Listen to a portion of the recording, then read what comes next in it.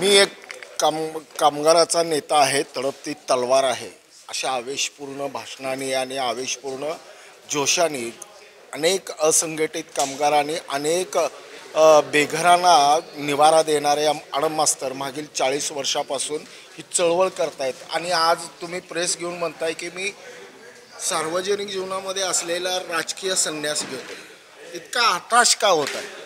मी राजकीय संन्यास घेतो असं म्हणलेलं नाही आहे। मरेपर्यंत राजकारण आणि कामगार चळवळ हे करणारच, रस्त्यावरची लढाई लढणार, पक्षाला मजबूत केल्याशिवाय राहणार नाही, कामगारला न्याय मिळवून दिल्याशिवाय गप्प बसणार नाही।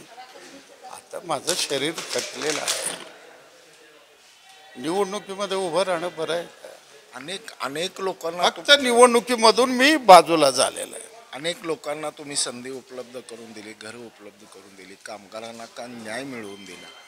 6716 मतं, हे कुठंतरी समीकरण चुकतं।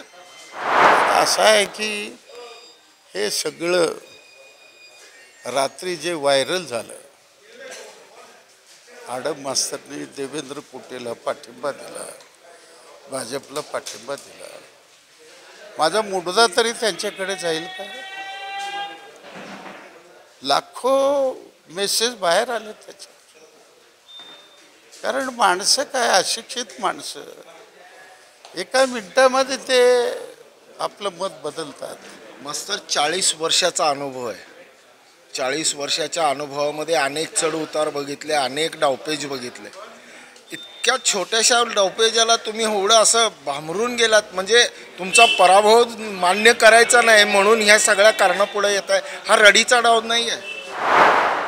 आता मी 40 वर्ष नाही 55 वर्ष आहे कामगार चळवळीत काम करतो। मी पराभवाने खचणारा माणूस नाही, हा रडीचा डाव नाही आहे। मी पराभव बघितला नाही का? तुम्ही बघितलं, पण ही कारण पुढे आणून तुम्ही पराभवाला कारण पुढे आणत नाही, वस्तुस्थिती सांगतो मी। घडलेली घटना, आजपर्यंत अशी घटना महाराष्ट्रात कुठं घडली का? तुम्ही हे पण मान्य करताय की 6716 मतं तुम्हाला पडली, आता वस्तुस्थिती आहे, मान्य आहे ते ना, कुठलं मान्य करणार मी? हे मशीनचा गोंधळ आहे। 88 वर्षाचे झाला आता असं म्हणाल, 80 वर्षाचा।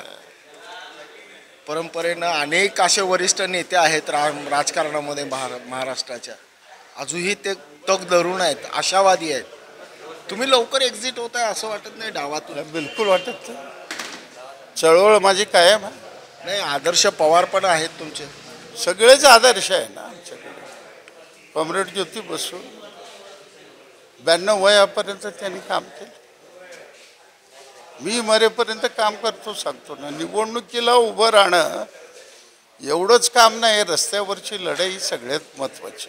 वारसदार वगैरे ही पद्धत काय आहे, काय काही करणार तुम्ही, काय नियुक्ती होणार?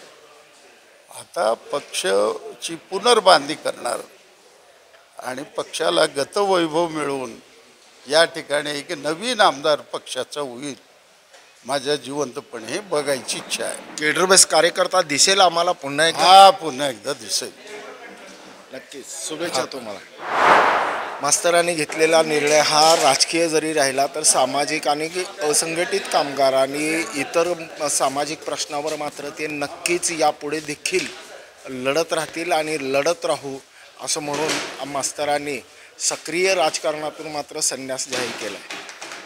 ब्रेन न्यूज करता यासिन शेखसह मी नितीन पात्रे।